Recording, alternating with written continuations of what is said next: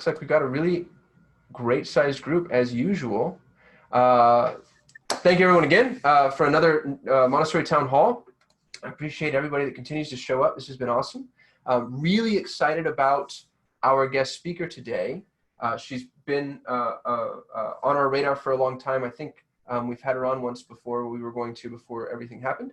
But Mary Lou Cobb, thank you so much for being here. Really appreciate you. Thank you. Wonderful, Kasim. Thank you so much for having me today. Can you hear me all right, everyone? Great. Well, I was intrigued by the topic that Kasim gave me because obviously it is a hot topic for many schools. And I just want to say that I am not necessarily an expert on this particular topic. And I think if we're all honest with ourselves, none of us are experts because none of us have ever had to endure a pandemic before. In short, I think we're in uncharted waters, and in fact, I think we're in high seas. We've been hit by a tidal wave. Think back, just a few months ago in early March, there were only a few cases of the coronavirus in the world, and now we have thousands. We have people dying. This is an everyday occurrence. We wake up to the news. I don't know if you're like me, it's hard to keep your head above water. But I look at everything we've done on the advice of the medical advisors. We all very quickly, and I say we, meaning educators and parents and children, all had to in March pivot quickly, and our parents had to quickly go on work online, teach their children online. And as far as I was concerned, all of you deserve an award, and your teachers, for pivoting and doing something that most of you have never done, because as Montessorians, we don't necessarily believe strongly in online learning, but we had to do what we had to do, right? And so we pivoted, and we did it quickly. And parents were juggling, and there's a lot of stress now.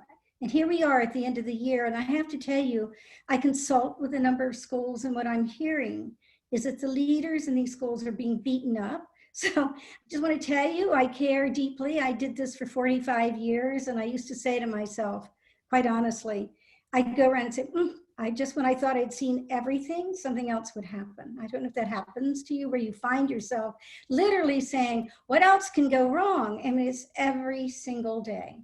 So I think what I'm wanting to say to you is, I think from everything I'm reading, we may be looking at the spikes of this virus in the coming year. And so as you go to plan for next year, you don't have a crystal ball. No one expects you to have a crystal ball. I don't. But I think that we can do some things to make the reopening of our schools better. I think you have to start with an acknowledgement that we may be navigating this virus for a long time and navigating high seas for a long time. That's what I think. So the question is, how do we structure tuition given the potential changes in our landscapes? How do we handle refunds and all of that sort of thing? So here's what I'd like to suggest. 1, plan. We didn't have time to catch our breath when this whole thing happened, but now is the time to actually develop a variety of contingency-based budgets that allow you to pivot as needed, because in fact, you may find that in flu season, you may have to close and go online, right? So you need some plans. And I just wanted to say, when 9/11 happened, I can remember sitting with my business manager, and I think we must have come up, quite honestly, with maybe 19, 20 scenarios. And obviously you're not going to go into the year with 19 scenarios, but you have to go through this process of looking at your budget. That's my point, and what your budget can bear, because there are a lot of expenses coming your way. Then 2, build a team. Do not bear the weight of this on your shoulders. You can't do it. You'll die in your seat. I used to think to myself when I would come home at 9 o'clock at night and be back at the school at 6, I don't know if I can do this. And it's not good for you. It's not good for your health. And in fact, you need support. And you need to pick some people out in your community. And I'm saying you as leaders, heads, you choose who you want to work with, but Pick people who you trust and who are bright, who can support you. So perhaps that's, if you have division heads, you'll want your division heads involved, your admissions director, certainly your business manager, perhaps your board chair. I would say it's up to you. You need to look and say, who do I want to work with? So create that team, because you'll want to hear what others have to say. You don't have all the answers. I don't have all the answers, right? Then 3, review your mission, your vision, and your values. These are the elements that make up the compass for all of your decisions. So make sure your meetings start with someone in that group reading through your mission, your vision, and your values. It's very important. 4, it's so important, follow the Montessori principles. You know, you're getting bombarded with demands, I would imagine, what I'm hearing from parents. I had one head of school call me the other day. I consult with this school. She was accused of being a Nazi because she was saying the students might have to wear masks next year. I mean, what an awful thing to say, right? So what gives you strength, what will give you strength, I believe, is your belief in the Montessori principles, and you know what they are. You understand more than anyone that we are doing a magnificent work because we follow the natural development of the children. We understand the universal needs and tendencies of children. For orientation, think about that word. I'm not going to go into them. I don't need to for you. But we've helped our children orient, you know, both in school and online. That's a huge, think about the orientation, the human need for independence and for movement, for language, for repetition, for discipline, for purpose, for belonging. This is going to guide you. Think about your knowledge of the 4 planes of development. Think about your knowledge of the importance of observation, of the sensitive periods, of the prepared environment, both indoors and more than ever outdoors, because you may be taking your groups outdoors. Think about the mixed aged classrooms. Think about the opportunity we give our children to make choices. Think about the fact that in Montessori, we give individualized and personalized learning. Who else does? And then think about our lessons in grace and courtesy and what that extends this week. I don't know about you, but I sort of felt like I was sinking to the bottom with all that happened in America. And I thought about all the lessons that we give to children on kindness and respect, compassion. And I think more than ever, it convinces me we have the best program you could possibly be offering children at this time. So number 5, build a partnership with parents. You know, we are all in this together. We hear this, but if I had a motto, is we're all in this together to serve the child. That's what they need to hear. You're not the enemy.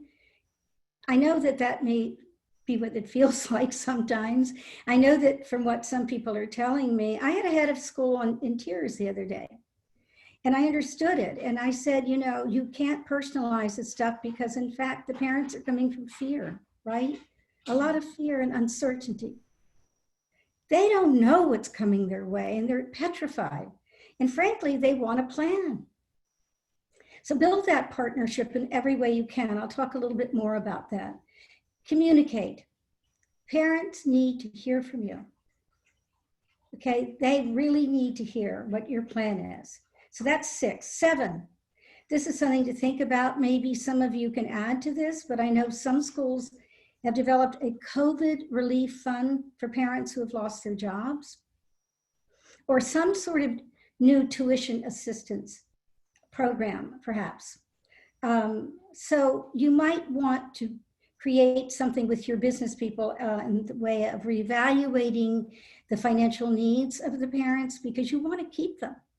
Or you want to keep most of them. And I'm going to say to you, don't take abuse. And if they, you know, there have been times I learned over my 50 years, to be honest with you, there were times when I looked at a parent and said, I don't think it's a good fit. And that's okay. It really is okay. It was amazing to me how many people came sort of talk about pivoting, turned around and said, oh, no, I want to be here. So I never said that ruthlessly or recklessly, but I did believe that if we can't work in partnership, it's not going to work because your children will feel it. So form a curriculum committee and bring in a tech specialist to guide your faculty right now and how they can perfect their online learning. I mean, this is tough. I have to tell you, I don't believe in putting children on computers, so I struggled with this, but I know I also believe we have to serve our children. So I think we need support as Montessorians. We were caught off guard, but every school was caught off guard. I'm from Connecticut, by the way, and I'm going to tell you something.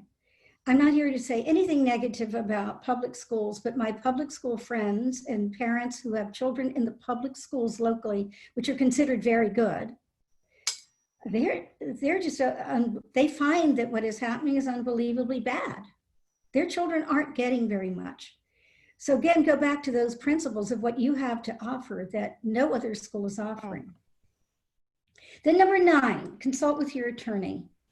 You might need 2 attorneys sometimes, but you need to consult because you will want to come up with some policies and guidelines. Have them reviewed. Please have them reviewed. Come on. And then have a clause that says, I have read and agreed to. Someone say something? I think somebody was unmuted, but I went ahead and muted him, so we should be good. Sorry. Okay, that's okay. Okay, and then I'd say that for those of you who have sent out your re-enrollment agreements in February and have them back in March, early March, pre-COVID, I call it, you are in a great position. And I'm working with 2 schools who are in that position, okay? And my advice to them was go forward as you were. Don't think about that you didn't offer what you should have because you were doing everything that you could. Now, obviously, you know your own situation. But I can tell you, a lot of you were doing, or a lot of your teachers and you were doing more than any other schools. So be careful there. I would not quickly jump and say, oh, I'm going to refund money. Now, for those of you who are trying to decide how to go forward with tuition setting, here's my caution. Don't undervalue yourselves.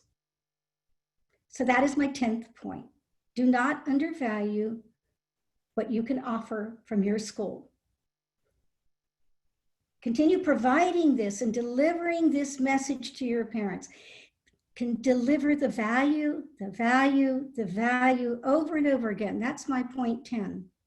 And give them the why. I think some of you are familiar with Simon Sinek. Go back and listen to, or Google if you don't know Simon Sinek. Great talk on the why. That's what you have to communicate. Why choose your school? Why choose Montessori? That's the value. Now, what I've learned in my consulting the last several months, some schools have decided to give parents options like 1, in-person learning, such as staggered arrivals, small groups, you know the routine. 2, full remote learning, and 3, a hybrid of both. Some schools have decided that they will offer a reduced tuition, given that they will have uncertain times and not know, in fact, what the year looks like. But here's my point. I think you're going to have a lot more expenses, and some of you may have already done this analysis, but for the schools I'm working with, this is what they're looking at.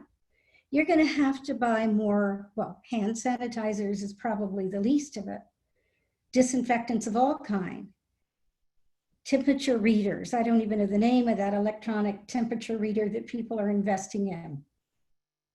An isolation room in case a child gets sick. Some schools are being told now that they're going to need a full-time nurse, something that they've not had to do before. They're going to have masks, air filters, protective gear. I think mainly you're going to be looking at more expenses with regards to new hires. a full-time nurse, more custodians, more IT support, cost of Zoom rooms, more tutors, possibly more teachers. So that's why I started by saying you have to work out your budgets. You have to be real about this. You have to look at that. And then ultimately you may need to be and will want to be transparent with your parents about why. My advice, if you decided to go for it, would be that if you've done the analysis and you have a fair tuition, don't reduce it. This is not the time, I think, to reduce your tuition. Instead, I would think about ways in which you can work with parents. If you find that you have parents who have financial needs due to a loss of job or other uncertainties like that, then by all means, I think you have to extend your financial aid period. At my school, there was a certain time frame by which you had to apply for financial aid. I would extend that. I would extend your deposit time. I would do monthly payments. In other words, I would sit down with parents and see what it is that I could do to help them because I would want their children back. But keep in mind, you have to have policies around this. You have to have procedures around this. This is why you need your attorneys to review your policies, because you can't be suddenly giving one parent a tuition break and another one not. That there are no secrets in our schools, right? If you did that, somehow it gets out. So you can't, as much as your heart might pull at you have to be thinking logically about this, but I think this is where your financial group, can come together with ideas. So make a plan, in my opinion, to start, hopefully, in school on your campus. But if your students have to go online because of an outbreak of the COVID or during flu season or whatever, one school I'm consulting with has come up with, I think, a really good plan, and that is they have built in up to 5 weeks at the end of the school year that they will continue to offer online learning.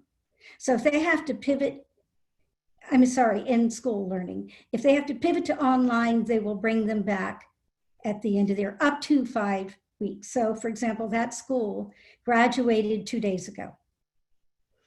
And they, by the way, have to think about their budgets, right? They're going to need to pay those teachers for the extra 5 weeks that they put in.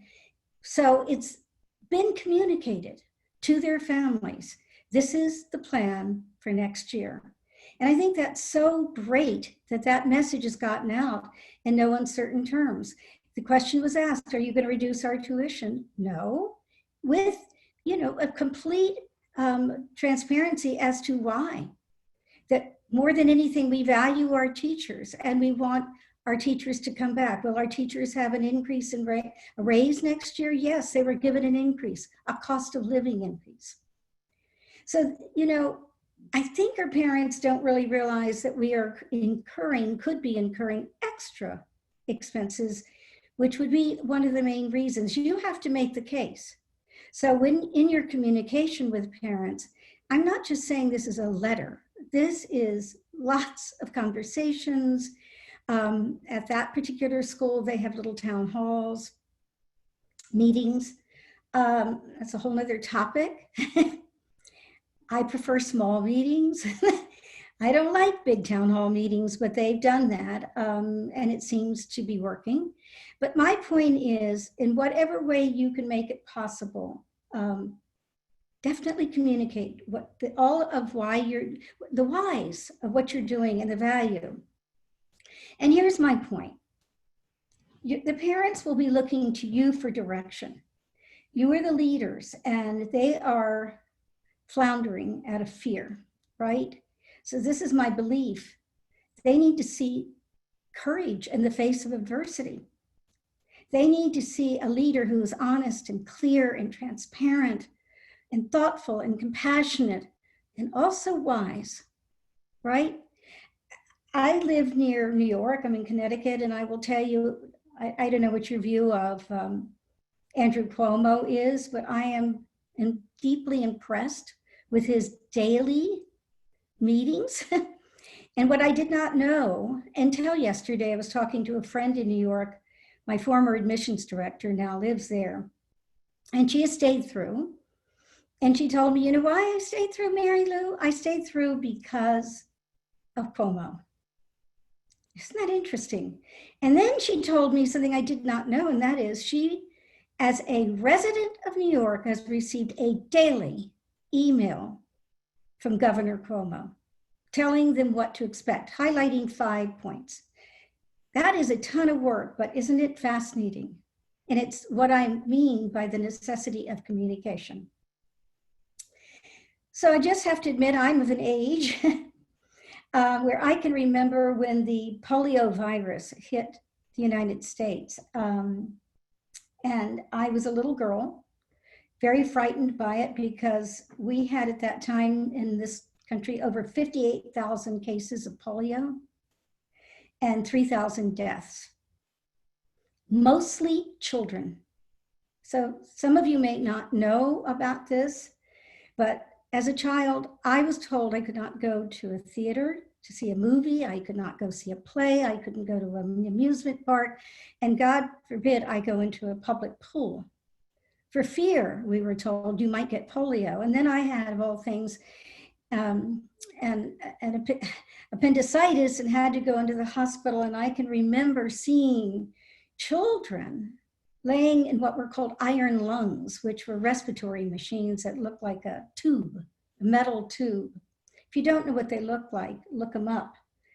And I'm here to say that for whatever reason, I'm not scarred from the experience, because somewhere in there was a message to me as a child that yes, this is hard. And yes, you're going to see children come back in wheelchairs or on leg braces and being paralyzed. But we're also going to see some good things happen. And we did, because finally, Dr. Jonas Salk found the vaccine to cure polio. And frankly, he became our hero in America. Everyone lined up for their vaccines, the Salk vaccine. And I'm suggesting that at this time, I know how hard it is for you. And I'm so sorry. I want you to know. I said to one of the schools that I'm working with, if you as a head want to just call and cry or scream or just seek a little support, I'm here for you. And she does. And I feel that I'm very privileged to talk to you today to say I'm happy to tell you I support each and every one of you as well. And I think we can all be heroes to our families. They need us, to our students and to our staff who are looking up to you. And so in conclusion, I just wanted to say, let us be courageous. Let us be the ones to show the world how strong we are, and let's go forth with our Montessori principles and our belief in the child and stand up for the principles that we believe so strongly in. And Maria Montessori said, as you know, that this is an education for life.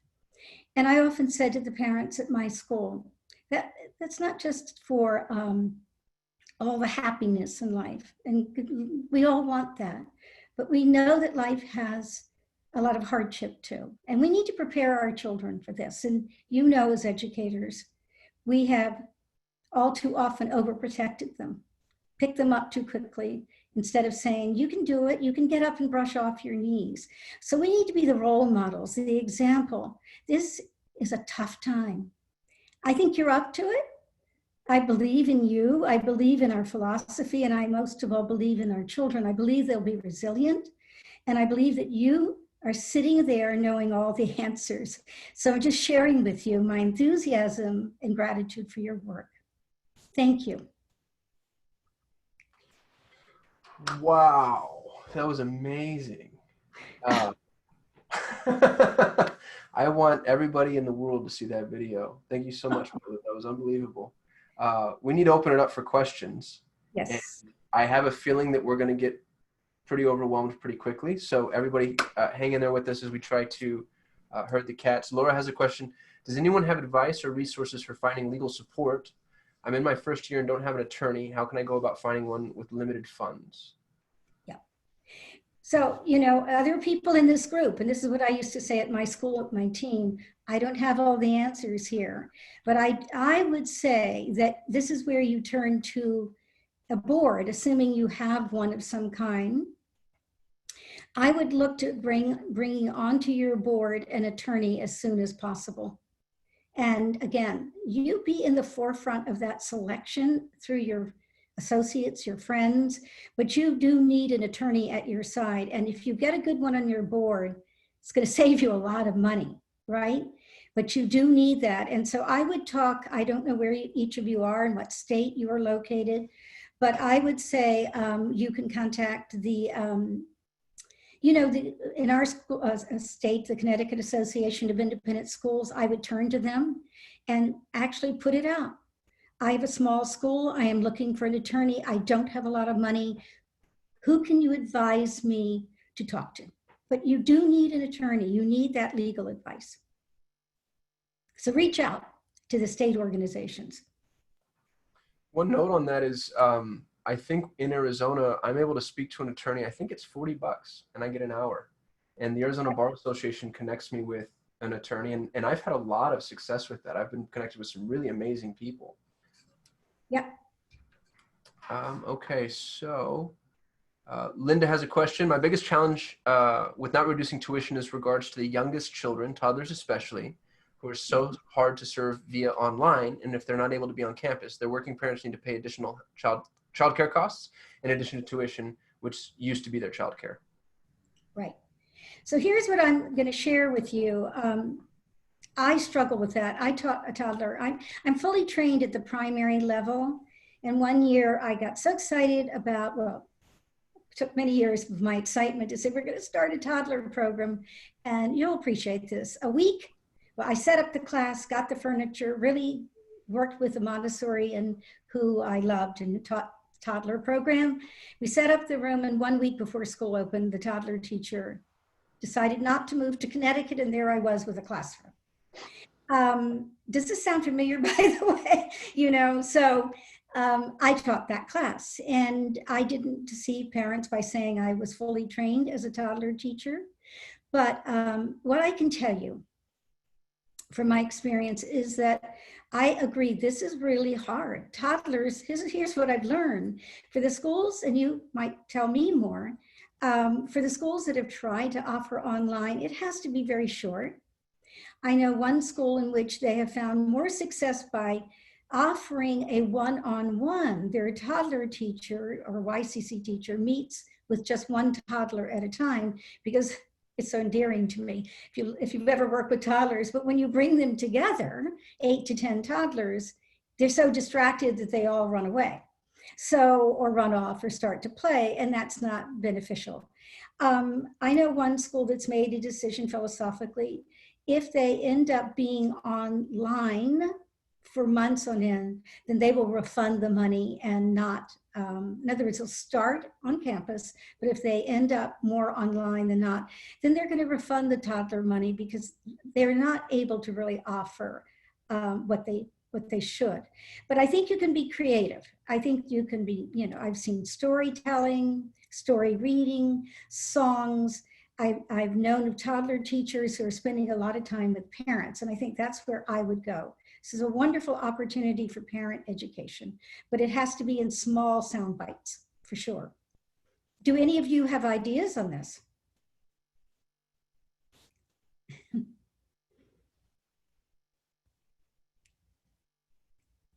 While we're waiting for input, oh, go ahead, Linda, please. Mary Lou, this is Linda who asked the question. We actually had a really wonderful crisis remote option for our toddlers, and we did offer one-on-one FaceTime appointments with them. We did Facebook Live story times twice a day. We did all these sorts of things. But what we're running into as we look to proactively plan for next year is our parents who really hung in there with us and paid their tuition and kept us afloat are saying, my husband and I both work at a hospital, and we need to pay for childcare if we can't be at school, and we can't continue to do that for another year. And so that's my challenge, is the true double cost to the parents, and how do we accommodate for that? You know, Linda, this is what I've heard. To me, you all are doing exactly what I'd be advocating that you do. But I think it doesn't answer the need that honestly, there are parents who are looking just for a place to put their children. And in Connecticut, I know for a fact, because I serve on the board of the Connecticut Association of Independent Schools, that many daycare centers have stayed open who served essential care workers. And you might want to look into how that was done. That would be where I'd go with that, because otherwise, I would be inclined to do what you're doing, but I understand if they are essential workers, if they, for example, are both doctors, they really need to drop their children off somewhere. So I don't have an answer that, unless somebody else has a better solution. Again, at the core of all my decisions, or what was a sort of mantra in my mind, what is in the best interest of the child? And there is where the conflict sometimes comes, is the parents want something, and internally I'm thinking, this is not in the best interest of their child. So that's where you as a school, you have to know your parents, you have to know the situation, but it may be that you say to yourselves, we won't be able to offer this in a way that is in the best interest of your child. And we don't want to lose you, but for now, this is what the best we can offer. Again, it's standing up to your principles, Linda. I mean, that's where I come from. Thank you. That helps a lot. Yeah. You know what? It sounds to me like this is exactly what a lot of us are facing, is this whole question of the what's going to happen with essential, childcare versus non-essential childcare, and I'm seeing a lot of different questions are kind of popping in there around, what different states are finding. But like you said, there are if you're it's my understanding, we're in Illinois, and so ours is pretty tight.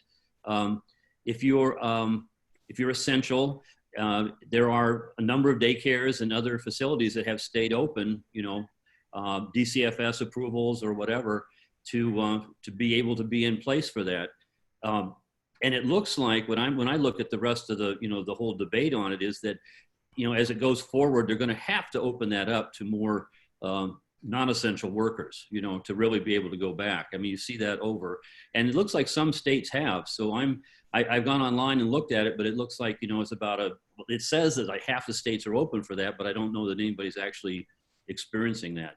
But if you could do that, if you could, have your school open as a not only essential but a non-essential, you could effectively almost run school. Montessori program could be what is offered at that program. Is that, people agree with that? Brent, you bring up a good point, and I do know of one school that is looking into offering one class that is for essential workers. Now, I have to say to you, my little worry there is parents saying, but I'm an essential worker. And you'd have to have that clearly defined, right? Because otherwise everyone's going to be knocking on the door. And of course, I get it. It's really a lot to be asking of our parents, which is why I think we have to continue to educate them about our value. And, in many ways, I guess, being of the age that I am, I say to myself, we are at war in a way with this invisible enemy. It is a very serious thing, right? I was talking to a friend, she's a Montessori teacher in New Orleans, and she has a botany background, and she was saying she doesn't go out at all. And she's far younger than I am. And I have barely been out to go, except to go down the street and back. But she, at her age, was a little surprised. And I asked her why. And she said, this is an insidious virus. So I think we have to also remember that we have the child at the core. I mean, if I had to picture a flow chart, that child would be in the center with a heart around him or her, because safety is the first issue, and their health is the first. It's really paramount. So again, I think you're going to lose, sadly, some parents who feel they have other needs, but I'm hoping that you can give them a sense of why Montessori is the best option. And because I do believe it is. And with all that happened last week in this country, I found myself saying, thank God we do the cultural studies that we do. Thank God that we talk about the respect for all, no matter what their race, color, or creed. Thank God that this is part of who we are. It isn't something that we have bought from some educational company for $500 to talk about, you know, for 1 week. I mean, I've had those people come in and try to sell me those kinds of programs. It's embedded in everything we do. So somehow, I mean, one of the things I hope to be doing more of is, even virtually, is talking to schools about why it is so important to choose a Montessori education, particularly at this time. And it may have its on campus and online, what's going to happen in any of the public schools. It's going to happen in all schools. So then you just have to decide, what is it you really want for your child? And we should then work on in partnership with that family to give them the best that we can. And by the way, I spoke before Lead Montessori when the COVID broke out in the Czech Republic. And it was interesting what I focused on then and what's in my heart now, and I haven't said it, but I think we have to really look at the social emotional health of our children. This is horrendous, and they're seeing and experiencing their parents in a way that they've never experienced them before. And which is why I keep saying one needs to always stay calm in the midst of this crisis in front of our children, but be honest with them as well. But I think we're going to see a lot of children with anxiety issues and the like. And we, you know, so to me, one of the things we have to talk about that we give to our children is that sense of continuity. Again, we follow the principles, right? We understand the importance of the orientation to the environments, plural, that we're going to be offering. And we're going to be always thinking of that whole human being, that child's body, mind, and spirit that I'm so committed to. So I think this is what we have to get across and invite our parents to be part of this journey with us. It's intense, but it can be beautiful. And never have I seen so many opportunities for parents to be with their children, play with their children, and be creative with their children. And, you know, we're going to lose some. I get that. And I don't judge them. I really don't. I don't mean to sound like I'm judging them. I'm just saying that I think we as educators, Montessori educators, need to look for ways to bring them in. Maureen, Christiana's had her hand up for some time. Christiana, are you there? Sorry, yeah, thank you.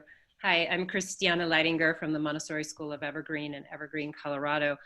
First, Maureen, thank you for your words. I didn't realize until you were speaking how much I needed a dose of hope and inspiration right now. So my appreciation. I don't know what it's like in other states, but we as a school have concluded we are toddler through 8th grade. And we intend to open in August on schedule. And through this process, we've learned that while we certainly see ourselves as a school from toddler through 8th grade, you know, we have a scope and sequence of all of those lessons and those materials in that environment. But the state of Colorado sees us as a child care center from toddler through kinder.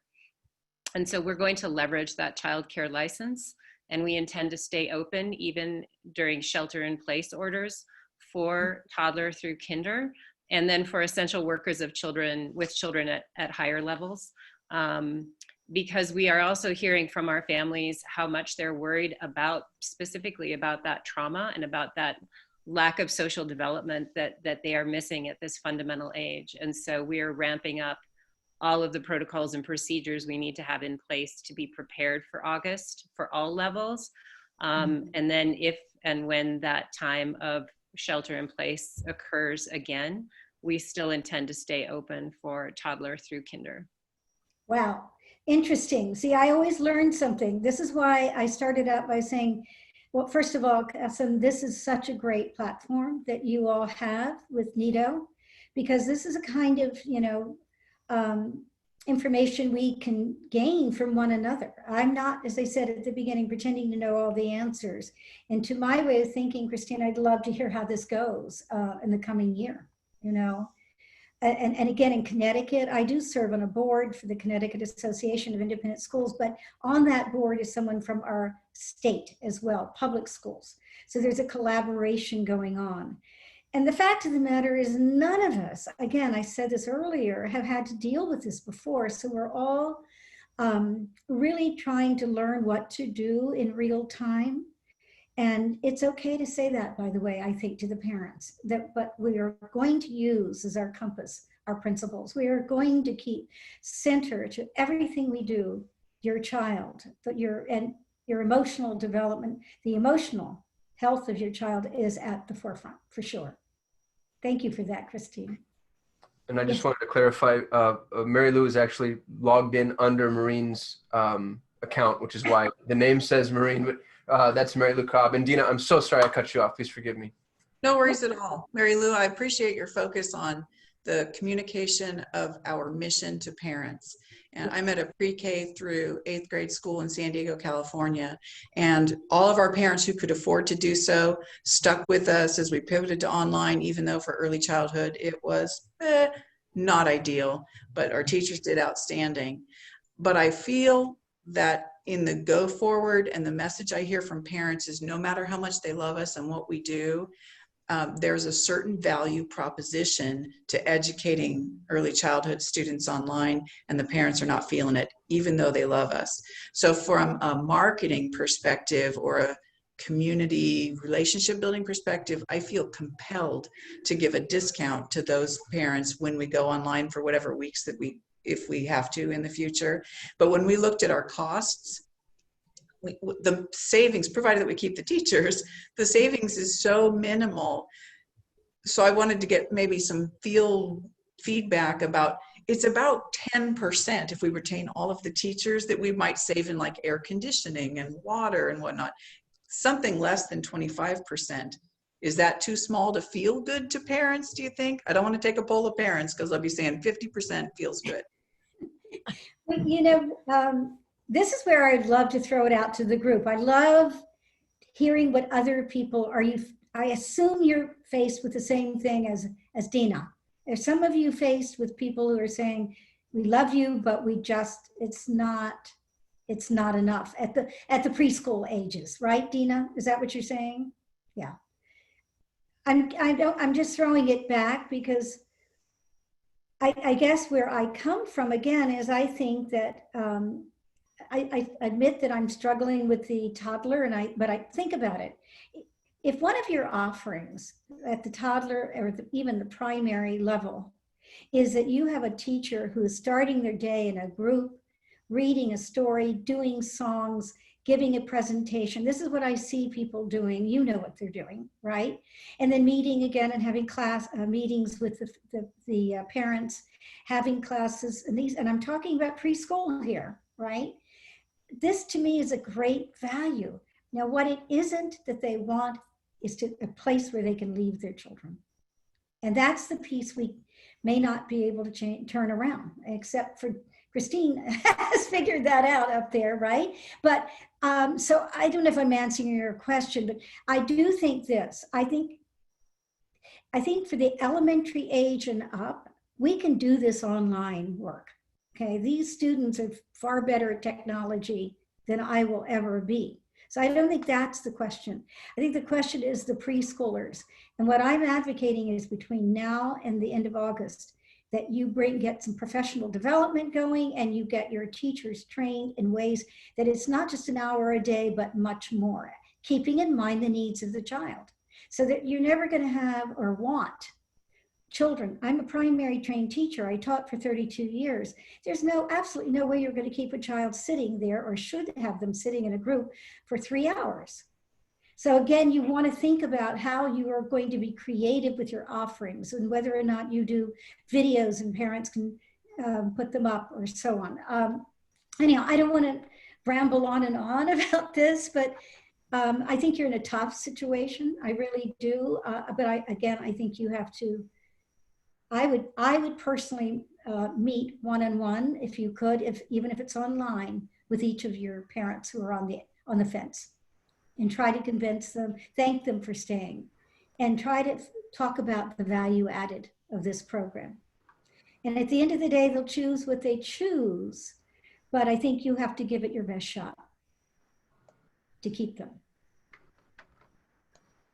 Is there anyone in the group who has found that sweet spot for parents that of early childhood where it felt good. They weren't getting what they really felt they paid for, but where it felt good, but it didn't break you, because how do you continue to pay everything while you discount your tuition? Has anyone found that sweet spot? I think You're breaking up just a little bit. the top task is from Northwood Montessori School. Hello, can you see me? We got you now. Yes, ma'am. You came back. Oh, okay, I'm sorry.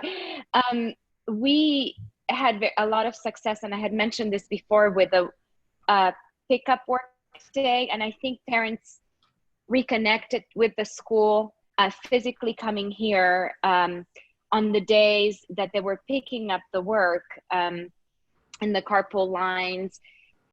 Sometimes I had 30-minute conferences with them. They were in the car and I was standing away. And what happened is each teacher had a specific time slot. So most of those parents for each teacher came during that time slot, and they were able to see the teachers. The children were in the car seat. They would not get out. But, you know, we could talk and send little notes through the work, and then relate through the Zoom lessons with, you know, the movable alphabet or whatever work they took home. And that connection, seeing them twice a week, kind of helped that. And it seemed to work this time, you know. I don't know for the long haul, but. Interesting idea, Dolores. Could I offer?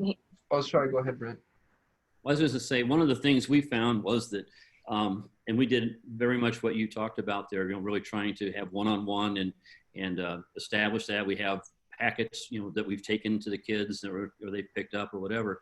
And, but what we found was that if an enrollment standpoint going forward, you know, when we looked at our early childhood, you know, basically when we have birth to 8th grade at Crystal Lake Montessori. So we were just getting hammered. We had just exactly the same thing as some of the others said. They loved us, they loved the teachers, but the value proposition just wasn't there when they looked at having to pay, and we pay upfront full year, okay? This is how we were set up. And so what we went to, and we were just getting virtually very, very few, you know, birth to 4, birth to 5 type of re-signings, okay? And even people pulling out that had been.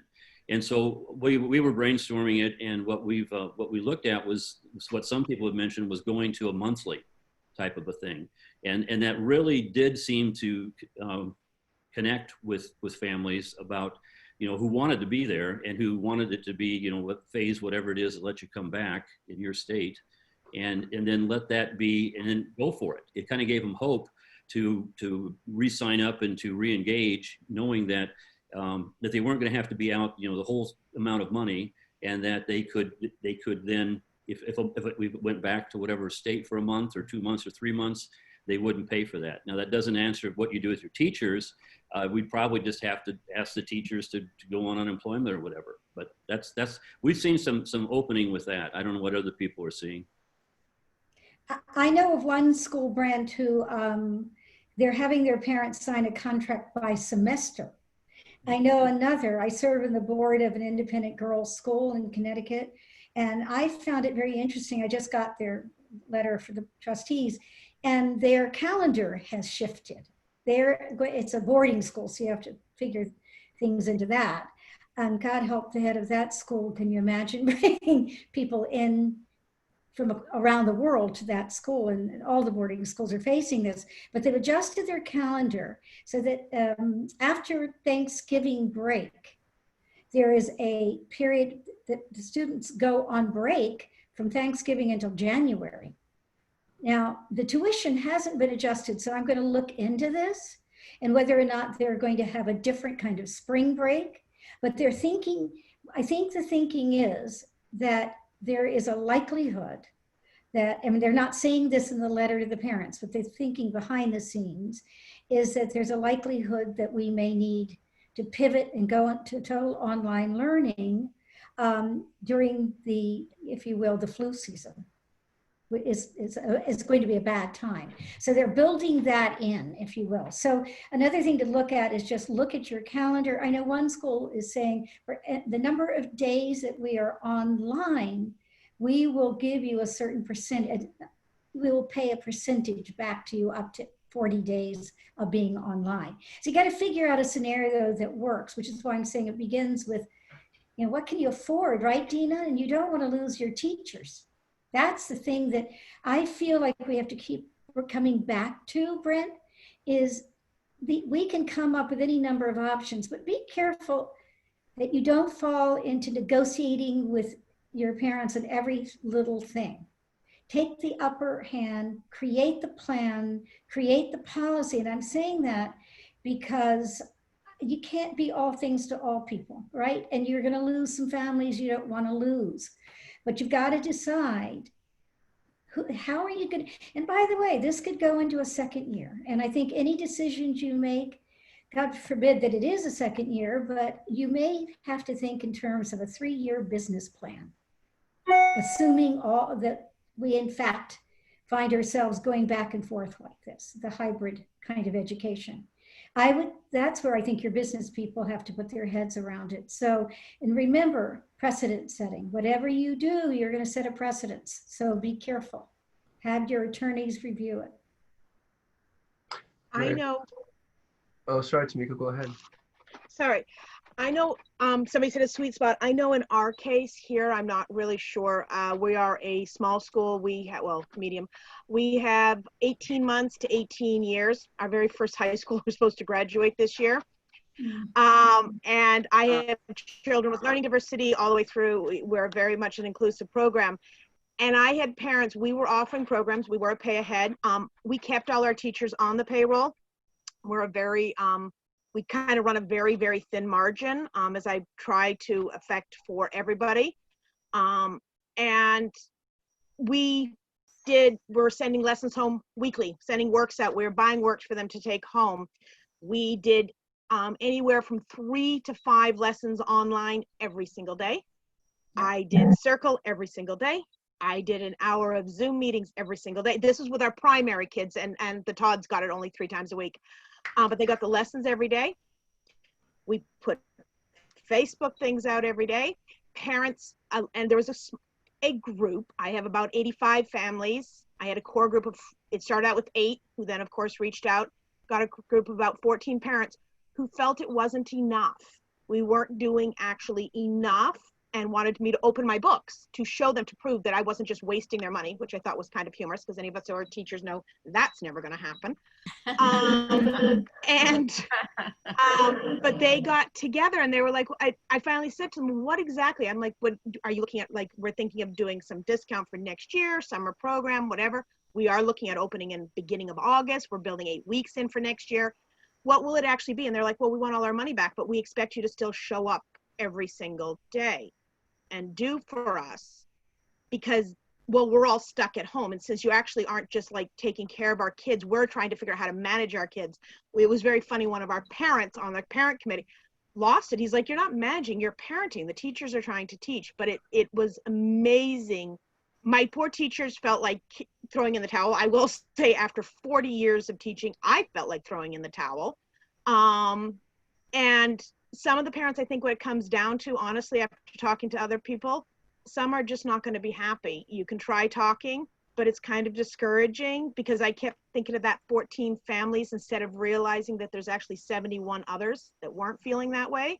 But those 14 were screaming so loud that my teachers, I lost 2 teachers who were just like, I can't do this anymore. And I'm not coming back because I just can't. I'm retiring. I'm out, which was very sad. I think we got to kind of keep that in mind too, is try to look. I know for me, it was putting my head down. We finished tomorrow and we were supposed to start next week for summer. We're not. I'm taking a week off because I'm at the point that, and I've never done that, but I think this has been a very tough time. So I know your talk in the beginning of this was incredibly wonderful to hear because I think we've all forgotten that as we're trying to move through. So thank you. You're being beaten up. I hate to tell you, the people I've talked to, and I'm saying, that wasn't a fair comment, or, somebody calling you a Nazi because you might have to follow the CDC guidelines. Hello, people. This is not, I have a theory about this. I think the parents have been inside a lot. They've been feeling constrained. They're doing the juggling act. And this is not an attack on parents at all. But I think the fear and the anxiety and the exhaustion they're feeling is overwhelming them, and they're taking it out. This is my theory. I fear they're taking it out on the teachers and heads of schools, the leaders. And it's, if they could perhaps think about what it is they really want to say is fix it. And you know, we're people who like to fix things. That's what we do. We like to help. We're helpers. We're all helpers. Let's think about Mr. Rogers. You're the helpers. And you are out there doing everything you can. And I think that it is fair to say we are really doing everything we know how to do.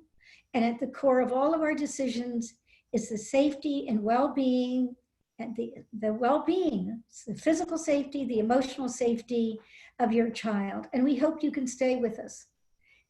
Because what we have, you know, I feel like Cuomo is great. He has a little, for those of you who watch him, I found myself saying, what is it I like about Cuomo? He's come up with a little saying. I mean, I don't know how many of you watch him, but he ends his program by saying he's very transparent. He daily tells people what's going on, how many deaths, how many this. It's not good news, right? But then he says, but we can handle it because we are New York strong and we are New York smart. Smart is the second word. And I'm not sure what the last is. There are like 4 or 5 things. And I think it's, we are kind and compassionate. So I think we can come up with a saying, we can in our minds or whatever, but this is where you have to pull your parents in and say, this is an unprecedented time, but we are here for you and we will work with you and we hope you will stay with us. This is our philosophy. These are our principles that guide us. And we believe that the hope is in our children. And we intend to serve your children in the following ways. So stand up for your principles. You know, you're doing a great job. I cannot get over our Montessori schools, your schools. So be strong in that. Mary Lou, we're almost out of time, and I don't want to miss the opportunity for you to tell schools how they can work with you if they're interested in doing so. Can you talk a little bit about your consultancy? Thank you. Thank you. I retired. It's a funny word. I don't like the word. And I see Kathleen DeZura in the group, and she's not retiring. And I don't think we Montessorians ever really retire. But I stepped down and immediately opened a consulting business. So if you look it up, it's Cobb Education Consulting. And what I seek to do is help build communities. And what I'm working with is schools. One of them is in North Carolina. I have several schools where I work with the head to support the head who's being battered. One head just said to me, I'm about ready to hang up my skates. And I said, well, before you do, don't hang them up yet, because I'm going to help you get through this. Because honest to God, I thought I'd seen it all. So I didn't have a pandemic, but I had gas leaks and trees falling in and deaths. Children who died, a father and a child died. You know, you got to a point in my last year, I kept saying, I think I've seen it all. So I want to go out and help others. I am a helper. I like to serve others. And I work with heads. I work with one school. I am coaching and working with the primary division. And I'm doing that even virtually, and that's probably how I have to do it for a little bit longer. I can work with boards, the development of boards, and how important that is. Whoa. And I've given parent meetings at schools, and I will do so in the future. And my goal there is to talk about the Montessori principles. And sometimes it's great just to have somebody come in and remind them that, you know, this isn't all doom and gloom. We're going to come through it. We really are. And we have to remember it's tough, but we can handle it. And we can handle it because I'm going to sound like Cuomo, because we're Montessorians, and Maria Montessori went through a lot, right? So we're going to do that. And we're going to show the world what we do in our schools and why it's better. So look me up, CobbEducationConsulting.com. Thank you, Hashem. Thank you so much, Mary Lou. So grateful to you for being here. We've got Mary Lou's information posted in the comments, incidentally, if you want to reach out to her.